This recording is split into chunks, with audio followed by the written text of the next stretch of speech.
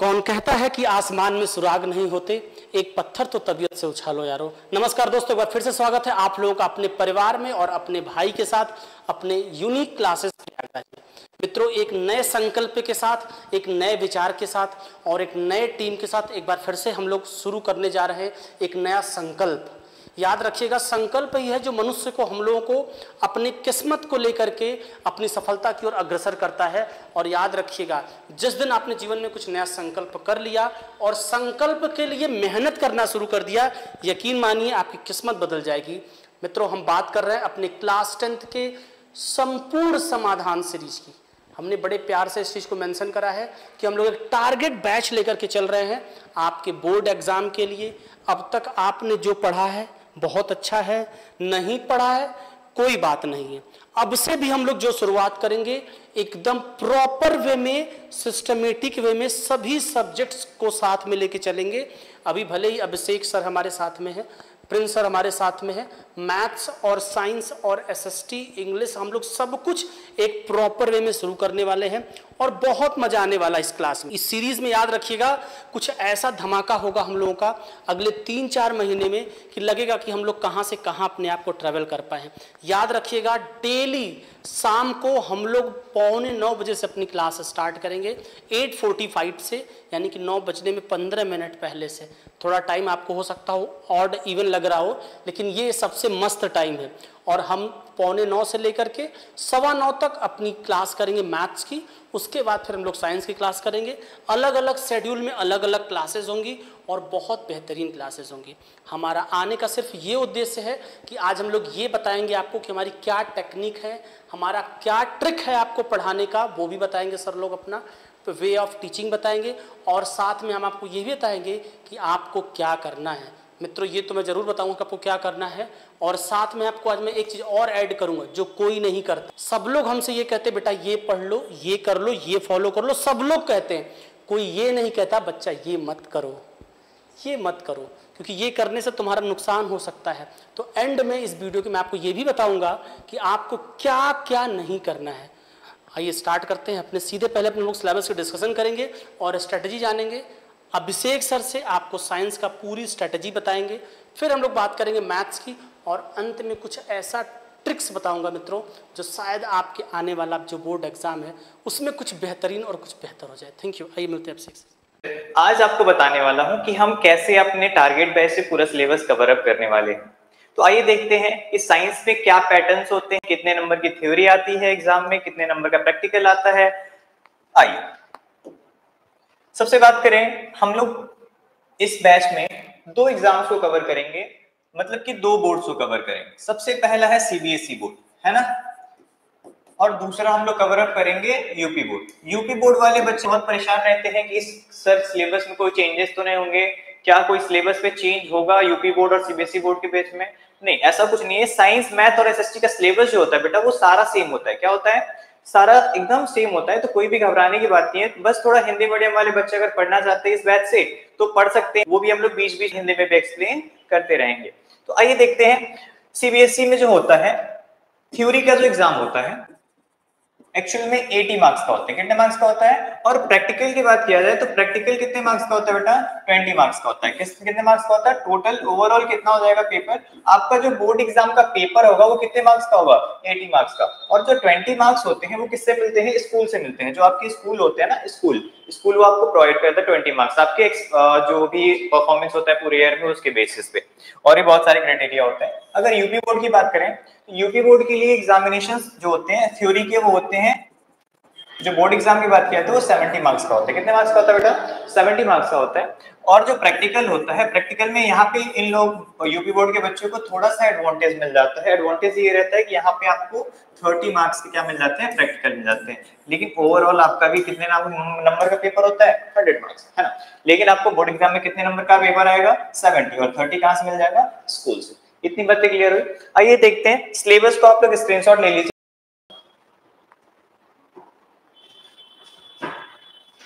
देखिए ये सिलेबस है आप लोगों को जो बोर्ड एग्जाम में आने वाला है।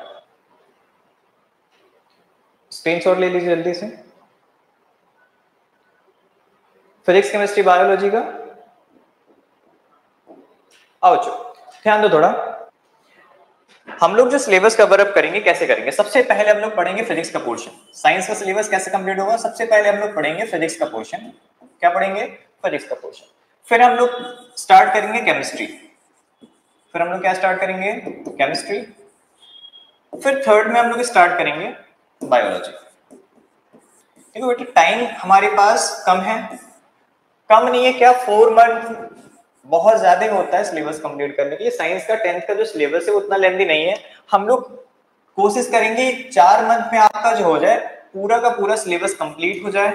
और जो भी हम लोग पढ़ाएंगे बच्चों ध्यान दो, जो भी बच्चे वीक हैं या फिर बहुत तेज है, ये मोस्टली हम लोग स्टार्ट करेंगे कोई भी सिलेबस जीरो से, है ना। सबसे पहले हम लोग किस पे वर्क करेंगे, बेसिक्स पे, जिससे बच्चों को पूरा चैप्टर समझने में दिक्कत ना हो। कई सारे बच्चे ऐसे होते हैं जो 9th पढ़े नहीं होते अच्छे से, 6, 7, 8 की बेसिक्स चीजें क्लियर नहीं होती है, तो ये भी चीजें मैं यहाँ पे क्लियर करते चलूंगा, ठीक है।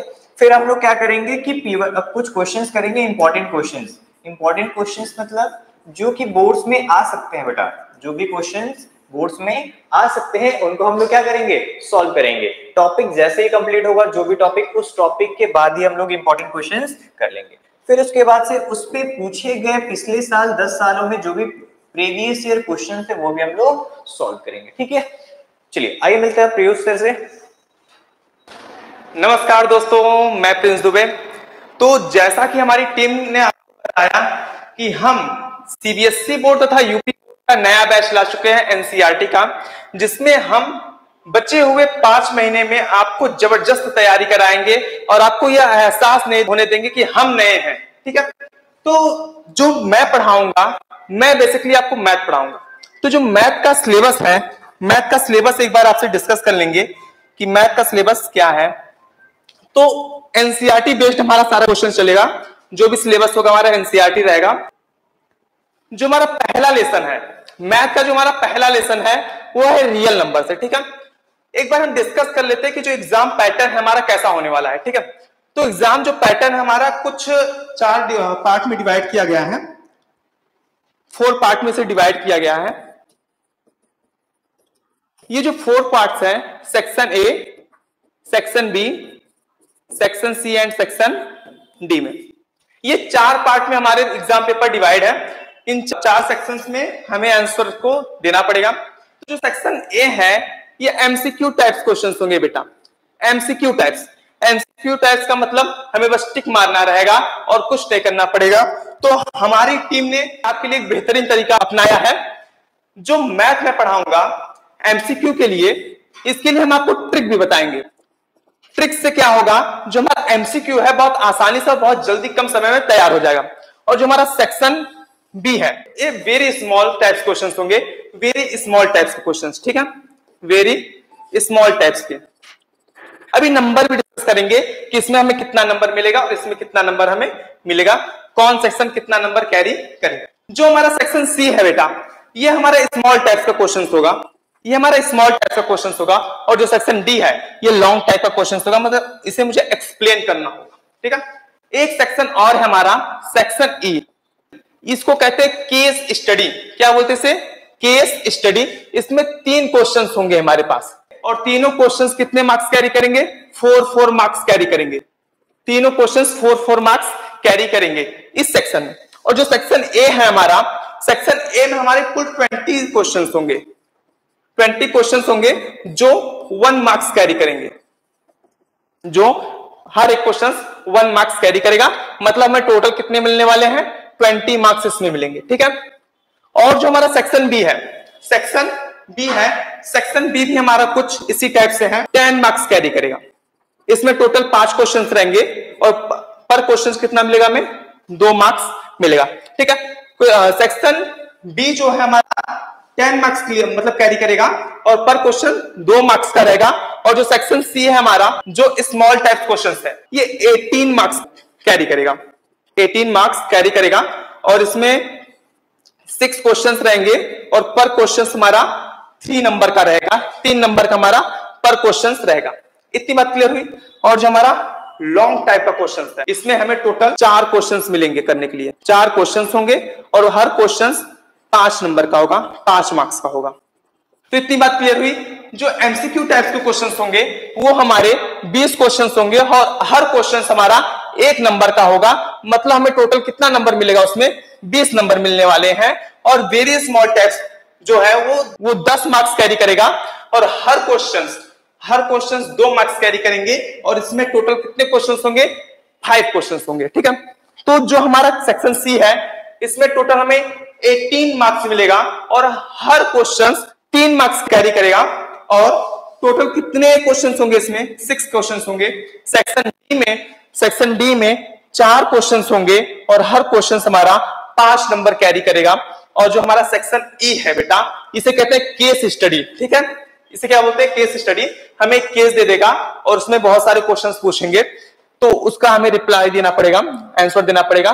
तो इसमें 3 केसेस आते हैं और हर क्वेश्चन 4-4 नंबर के होते हैं और इसमें हमें मिलेंगे 12 नंबर। इसमें हमें मिलने वाले हैं 12 नंबर। तो टोटल अगर हम देखें तो हमें 18 नंबर का हमारा क्या होगा, पेपर होगा। 18 नंबर का हमारा पेपर होगा। और जो 20 नंबर होते हैं सीबीएसई बोर्ड में, 20 नंबर जो होता है वो प्रैक्टिकल होता है, जो आपको इंटरनल दिया जाएगा, स्कूल के द्वारा दिया जाएगा। स्कूल में आप जैसा बिहेवियर आपका होगा वगैरह वगैरह टीचर बताते, तो उसमें आपको मिलेगा वो 20 नंबर। वो 20 नंबर की तैयारी हमें करनी, आपको करनी होगी, हमें नहीं। हमें जो तैयारी करनी है वो हमें इसमें करनी है। तो एक बार डिस्कस करते हैं अपने सिलेबस को कि हमारा सिलेबस है क्या।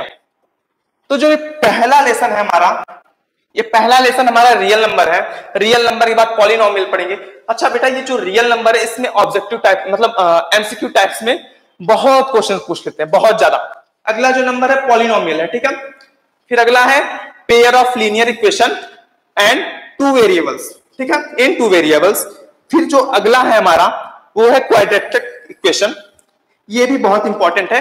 आपने इसमें से कुछ जो है, जैसे कि रियल नंबर हो गया, वो क्लास 9th में पढ़ चुका होगा, ठीक है। उसे नंबर सिस्टम था, उसी चैप्टर का नाम चेंज करके यहाँ पर रियल नंबर कर दिया गया और कोई दिक्कत नहीं है, ठीक है, सेम चैप्टर है। जो अगला है एपी है। एपी का मतलब अरिथमेटिक प्रोग्रेशन, ठीक है। एक आता है जीपी करके, ठीक है। तो जीपी में आप में जीपी नहीं है, आप में बस एपी चलेगा। इसे शॉर्टकट में बोलते हैं एपी, ठीक है। ट्रायंगल में हम पढ़ेंगे, ट्रायंगल के बारे में पढ़ेंगे, कितने टाइप्स के ट्रायंगल वगैरह होते हैं। एक चैप्टर 6 है। चैप्टर 7 में क्या है, कोऑर्डिनेट ज्योमेट्री।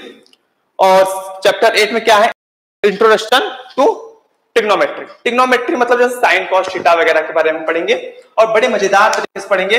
आपको जरा सा भी परेशानी नहीं होगी। जो हमारा बचा हुआ 5 महीने है आपके लिए बेस्ट होगा, ये हमारा वादा है। तो जो हमारा अगला है chapter number 9, height and distance है। हाइट एंड डिस्टेंस, और ये चैप्टर बहुत इंपॉर्टेंट है। इसमें मतलब कि ये सेक्शन डी वाला क्वेश्चन बनाता है। ये सेक्शन डी वाले क्वेश्चन में ये बहुत पूछा जाता है। जो अगला क्वेश्चन है हमारा सर्कल, ठीक है। एक लेसन है हमारा लेसन 11, वो था कंस्ट्रक्शन, वो कट चुका है, ठीक है। उसे हमें पढ़ने की जरूरत नहीं है। जो हमें पढ़ने की जरूरत है बस हम उस पर ध्यान देंगे, फोकस करेंगे। तो जो चैप्टर 11 था, इससे मतलब कि सर्कल के बाद एक चैप्टर 11 आता तो कट चुका है। लेकिन इसमें जो चैप्टर 11 है एरिया रिलेटेड सर्कल, ये है हमारे में, ठीक है। जो पुरानी बुक थी इसमें ये चैप्टर का नाम 12 था, लेकिन जब वो चैप्टर कट गया 11 वाला तो यहां पर क्या आ गया, उसका नाम 11 हो गया। चैप्टर 11 में क्या है, एरिया रिलेटेड सर्कल। चैप्टर 12 जो है हमारा surface area and volume. Surface area and volume, इसमें सरफेस एरिया के बारे में और वॉल्यूम के बारे में पढ़ेंगे।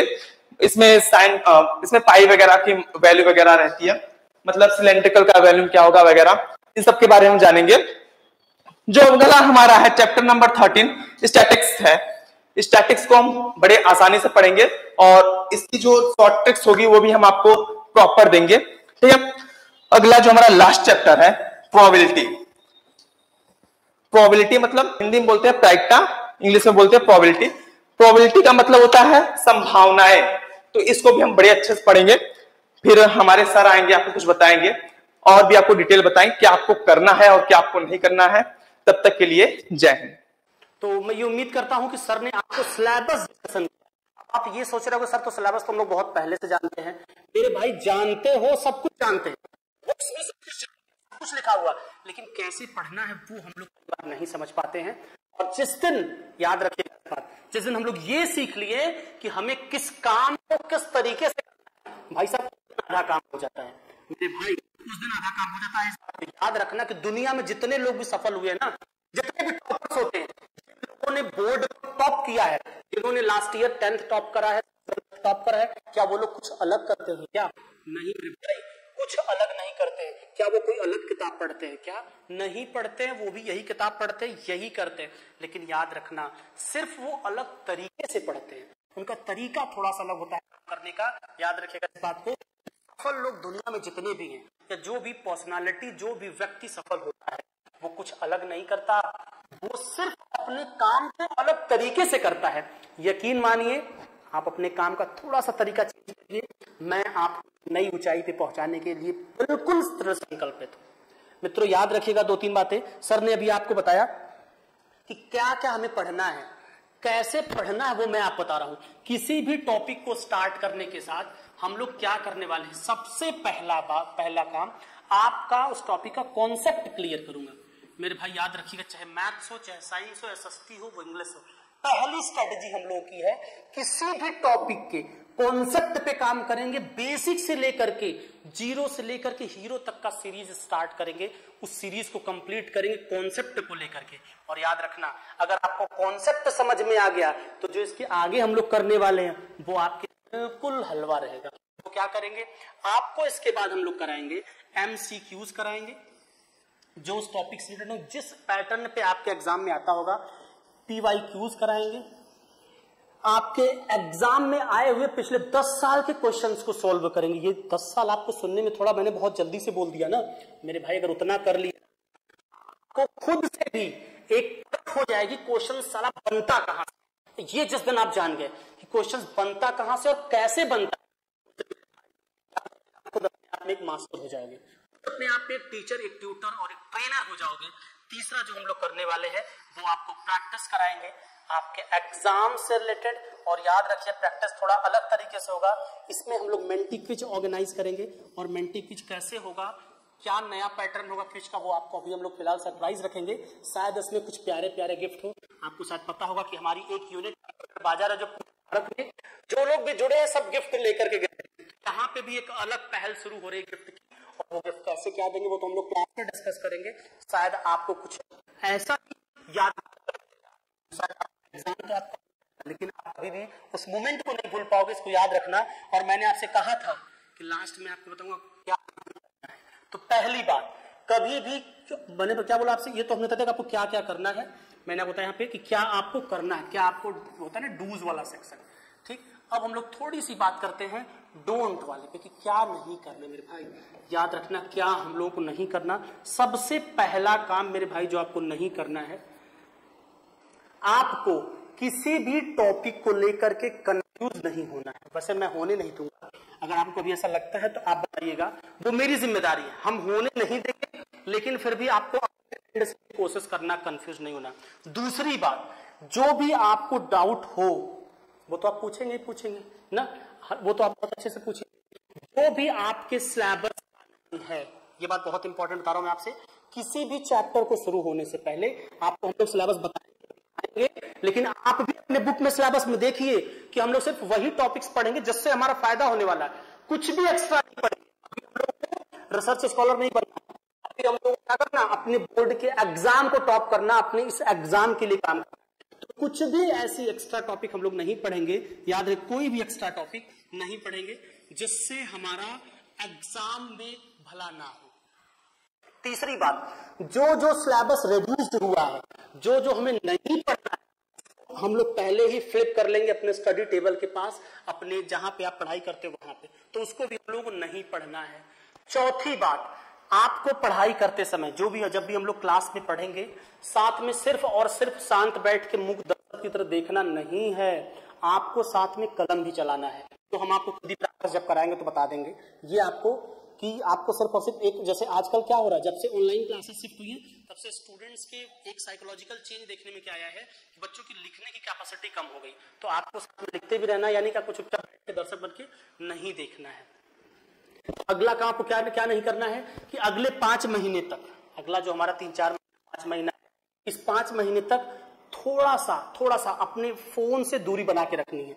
थोड़ा सा हमें इंटरनेट से दूरी बना के रखनी है। हम ये नहीं कह रहे कि आप बिल्कुल फोन चलाना छोड़ दीजिए, आप अपने सारे दोस्तों को गोली मार दीजिए, नहीं, आप सिर्फ और सिर्फ थोड़ा कम करिए, और ये थोड़ा कम करते करते इतना सिर्फ और सिर्फ ध्यान अगले 2-3 महीने में सिर्फ अपने एग्जाम पे होगा, और वही एक दिन आपकी कहानी बदल देगा। बात मेरी समझ में आ रही है?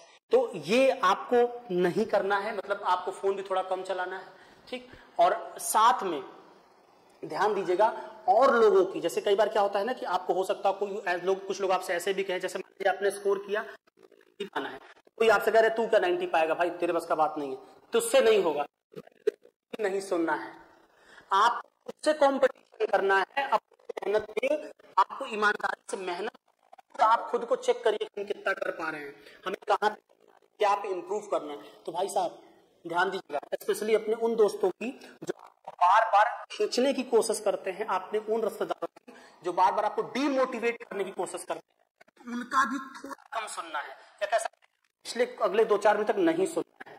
मेरी बात समझ में आई?